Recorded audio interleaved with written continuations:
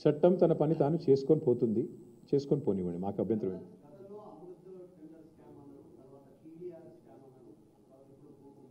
ఇదేది ఇది ఎట్లా ఉందంటే ఇవాళ జాయింట్ వెంచర్ గవర్నమెంట్ నడుస్తుంది తెలంగాణలో. కాంగ్రెస్ బీజేపీ కలిసి ప్రభుత్వాన్ని నడుపుతున్నాయి. మేము అమృత్ స్కామ్లో ముఖ్యమంత్రి గారి బావమరిదికి కేంద్ర ప్రభుత్వం వర్క్ ఇచ్చింది. ఆయనకు అర్హత లేకపోయినా, ఫైనాన్షియల్ కేపబిలిటీ లేకపోయినా ఇవాళ 2 crore టర్నోవర్ ఉన్న కంపెనీకి 1137 crore టెండర్ ఇచ్చారు. మరి కేంద్ర ప్రభుత్వం, రాష్ట్ర ప్రభుత్వం, కాంగ్రెస్ బీజేపీ ఎంత లోతుగా సంబంధం ఉందో దాన్ని బట్టే చెప్పొచ్చు. వెంటనే ఒక బీజేపీ ఎంపీకి ఇక్కడ ముఖ్యమంత్రి గారు 1350 కోట్ల వరకు ఇక్కడ స్టేట్ గవర్నమెంట్ ఇచ్చింది. అంటే ఎంత లోతైన జాయింట్ వెంచర్ అయితే దాన్ని బట్టి చెప్పొచ్చు. సో అమృత్ అట్లా. టీడీఆర్ మీరు చూస్తున్నారు, టీడీఆర్ కూడా మొత్తం ఇవాళ ఎక్కడ పోతారు, వాళ్ళు ఎక్కడ పోతారు, మేము ఎక్కడ పోతాం. మళ్ళీ గవర్నమెంట్లోకి వస్తాం, అన్నీ తెరుస్తాం, అన్ని బుక్కులు తెరవాల్సి వస్తుంది.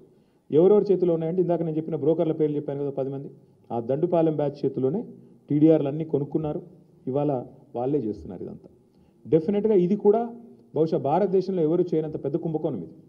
9,292 acres of industrial lands being converted for literally free of cost almost చేసి దీని వెనకాల అగ్రిమెంట్లు, దీని వెనకాల కుంభకోణాలు, దీని వెనకాల ముఖ్యమంత్రి గారి ఫ్యామిలీ మెంబర్స్, వాళ్ళ చుట్టూ ఉండే బ్రోకర్లు, వాళ్ళు చేస్తున్న వ్యవహారం ఇది.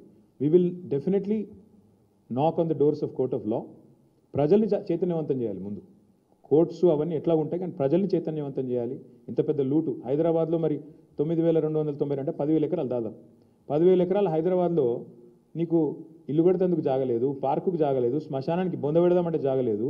కానీ 10,000 ఎకరాలు ఇష్టం వచ్చినట్టు ఎవరిని పడితే వాడిని అమ్ముకుంటా అంటే మరి ప్రజలు ఆలోచించాలి. సరే మేము పార్టీలుగా మేము చెప్తాం, ప్రజలు కూడా ఆలోచించుకోవాలి కదా, ఇది కరెక్టా, మరి కరెక్ట్ కాదనుకుంటే మీరు కూడా చెప్పాలా.